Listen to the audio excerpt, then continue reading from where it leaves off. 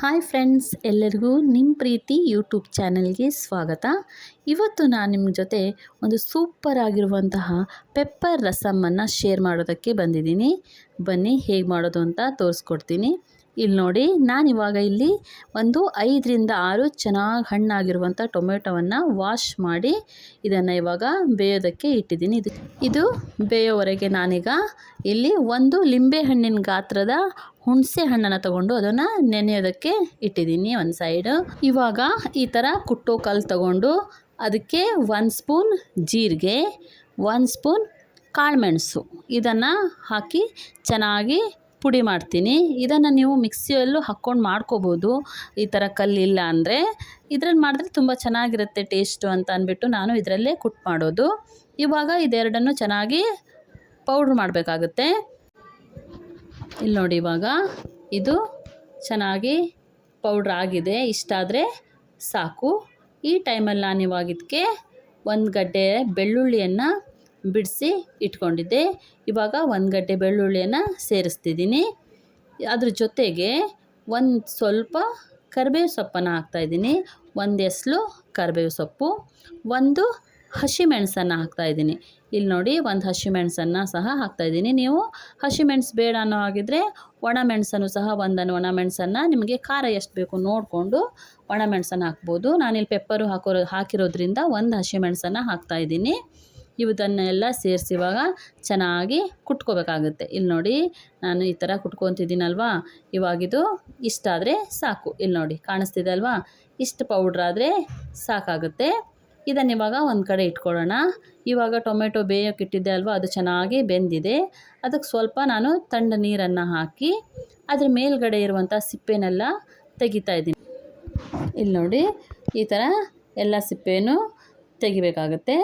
ಈ ಸಿಪ್ಪೆನೆಲ್ಲ ತೆಗೆದು ಇವಾಗ ನೀವು ಆ ಟೊಮೆಟೊ ಹಣ್ಣನ್ನು ಕೈಯಲ್ಲೇ ಚೆನ್ನಾಗಿ ಸ್ಮ್ಯಾಶ್ ಮಾಡಬೇಕಾಗುತ್ತೆ. ಕೈಯಲ್ಲೇ ನಿಮಗೆ ಎಷ್ಟು ಚೆನ್ನಾಗಿ ಸ್ಮ್ಯಾಶ್ ಮಾಡೋಕ್ಕಾಗುತ್ತೋ ಅಷ್ಟು ಚೆನ್ನಾಗಿ ಕೈಯಲ್ಲೇ ನೀವು ಎಲ್ಲ ಚೆನ್ನಾಗಿ ಸ್ಮ್ಯಾಶ್ ಮಾಡಬೇಕು.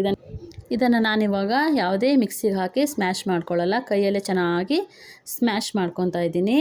ಇಲ್ಲಿ ನೋಡಿ, ಇವಾಗ ಇದು ರೆಡಿಯಾಗಿದೆ. ಇವಾಗ ನಾನು ಆವಾಗಲೇ ನೆನೆಸಿಟ್ಕೊಂಡಿದ್ದೆ ಅಲ್ವಾ ಹುಣಸೆ ಹಣ್ಣು, ಅದರ ರಸವನ್ನು ತೆಗೆದು ಈ ಟೊಮೆಟೊ ಹಣ್ಣಿಗೆ ನಾನು ಸೇರಿಸ್ತಾ ಇದ್ದೀನಿ. ಅದರ ರಸನೆಲ್ಲ ಹಾಕ್ತಾಯಿದ್ದೀನಿ.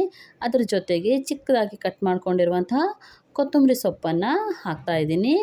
ಇವಾಗ ಇದಕ್ಕೆ ಜಜ್ಜಿಟ್ಕೊಂಡಿರುವಂತಹ ಬೆಳ್ಳುಳ್ಳಿ, ಪೆಪ್ಪರ್, ಜೀರಿಗೆ ಎಲ್ಲ ಹಾಕಿ ಜಜ್ಜಿಟ್ಕೊಂಡಿದ್ವಲ್ಲ ಅದನ್ನು ಹಾಕ್ತಾಯಿದ್ದೀನಿ. ರುಚಿಗೆ ನೋಡಿಕೊಂಡು ನಿಮಗೆ ಎಷ್ಟು ಉಪ್ಪು ಬೇಕು ಅಂತ ಅಷ್ಟು ಉಪ್ಪನ್ನು ಹಾಕಬೇಕಾಗುತ್ತೆ. ನೆಕ್ಸ್ಟು 1 ಚಿಟಿಕೆ ಅರಿಶಿನವನ್ನು ಸೇರಿಸ್ತಾ ಇದ್ದೀನಿ. ಇವಾಗ ಇದನ್ನೆಲ್ಲ ಹಾಕಿ ಚೆನ್ನಾಗಿ ಮಿಕ್ಸ್ ಮಾಡ್ಕೋಬೇಕಾಗುತ್ತೆ. ಇಲ್ಲಿ ನೋಡಿ, ಚೆನ್ನಾಗಿ ಮಿಕ್ಸ್ ಆಗಿದೆ. ಇವಾಗ ಇದನ್ನು ಒಂದು ಸೈಡ್ ಇಟ್ಟು ಒಂದು ಒಗ್ಗರಣೆ ರೆಡಿ ಮಾಡೋಣ. ಇವಾಗ ನಾನಿಲ್ಲಿ ಒಂದು ಬಾಣಲೆಗೆ ಎಣ್ಣೆ ಹಾಕಿ, ಎಣ್ಣೆ ಕಾದ್ಮೇಲೆ ಸಾಸಿವೆ, ಒಣಮೆಣಸು, ನೆಕ್ಸ್ಟು ಇಂಗನ್ನು ಹಾಕಿ ಒಗ್ಗರಣೆಯನ್ನು ರೆಡಿ ಮಾಡ್ಕೊಂಡಿದ್ದೀನಿ. ಇವಾಗ ಇದಕ್ಕೆ ನಾವು ರಸಮ್ಗೆ ರೆಡಿ ಮಾಡಿಟ್ಕೊಂಡಿರುವಂತಹ ಟೊಮೆಟೊವನ್ನು ಇದಕ್ಕೆ ಸೇರಿಸ್ತಾ ಇದ್ದೀನಿ. ಇವಾಗ ಇದನ್ನು ಚೆನ್ನಾಗಿ ಕುದಿಸ್ಕೋಬೇಕಾಗುತ್ತೆ. ಇದು ಚೆನ್ನಾಗಿ ಕುದ್ರೆ ಸೂಪರ್ ಆಗಿರುವಂತಹ ರಸಮ್ ರೆಡಿ ಆಗುತ್ತೆ. ಇದನ್ನು ನೀವು ಒಂದು ಸಲ ಮನೇಲಿ ಮಾಡಿ ನೋಡಿ. ನಿಮ್ಮ ಮನೇಲಿ ಇದನ್ನು ಪ್ರತಿ ಸಲ ಮಾಡೋದಕ್ಕೆ ಹೇಳ್ತಾರೆ. ಇಲ್ಲಿ ನೋಡಿ, ಇವಾಗ ಇದು ಚೆನ್ನಾಗಿ ಕುದೀತಿದೆ. ಕುದ್ರೆ ಆಯಿತು. ಇವಾಗ ರಸಮ್ ರೆಡಿಯಾಗಿದೆ. ಸೊ ಇವಾಗ ಇದನ್ನು ಸರ್ವ್ ಮಾಡ್ಬೋದು. ಬಿಸಿ ಬಿಸಿ ಅನ್ನದ ಜೊತೆ ಊಟ ಮಾಡೋದಕ್ಕೆ ಸೂಪರಾಗಿರುತ್ತೆ. ಪಕ್ಕದಲ್ಲಿ ಒಂದು ಆಮ್ಲೆಟ್ ಹಾಕ್ಕೊಂಡು ಅಥವಾ ರುಚಿಯಾದಂಥ ಪಲ್ಯ ಮಾಡಿಕೊಂಡು ಊಟ ಮಾಡೋದಕ್ಕೆ ಸೂಪರಾಗಿರುತ್ತೆ. ಈ ರಸಮ್ ಚಿಕ್ಕ ಮಕ್ಕಳಿಂದ ಹಿಡಿದು ದೊಡ್ಡೋರ್ವರೆಗೂ ಎಲ್ರಿಗೂ ಇಷ್ಟ ಆಗುತ್ತೆ. ಈ ರಸಮ್ ನೀವು ಮಳೆಗಾಲದಲ್ಲಿ ಶೀತ, ಕೆಮ್ಮು, ನೆಗಡಿ ಆದಾಗ ಮಾಡ್ಕೊಂಡು ತಿನ್ನೋದಕ್ಕೆ ಇನ್ನೂ ಸೂಪರ್ ಆಗಿರುತ್ತೆ. ಯಾಕಂದರೆ ಇದರಲ್ಲಿ ನಾವು ಪೆಪ್ಪರ್ ಹಾಕಿದ್ದೀನಿ, ನೆಕ್ಸ್ಟು ಜೀರಿಗೆ, ಬೆಳ್ಳುಳ್ಳಿ ಇದನ್ನೆಲ್ಲ ಹಾಕಿರೋದ್ರಿಂದ ಶೀತ ಕೆಮ್ಮಿಗೆ ಮಾಡಿಸಿದಂಥ ರಸಮ್ ಇದು. ನೀವು ಒಂದು ಸಲ ಇದನ್ನು ಟ್ರೈ ಮಾಡಿ. ನಿಮಗೆ ನಾನು ಮಾಡುವಂತಹ ವಿಡಿಯೋ ಇಷ್ಟ ಆದರೆ ದಯವಿಟ್ಟು ಒಂದು ಲೈಕ್ ಮಾಡಿ, ಸಬ್ಸ್ಕ್ರೈಬ್ ಮಾಡ್ಕೊಳ್ಳಿ. ನಾನು ಮಾಡಿದಂತಹ ಪೆಪ್ಪರ್ ರಸಮ್ ನೀವು ಒಂದು ಸಲ ಮನೆಯಲ್ಲಿ ಟ್ರೈ ಮಾಡಿ ಹೇಗೆ ಬಂದಿದೆ ಅಂತ ನನಗೆ ಕಮೆಂಟ್ ಮಾಡಿ ತಿಳಿಸಿ ಫ್ರೆಂಡ್ಸ್. Thank you.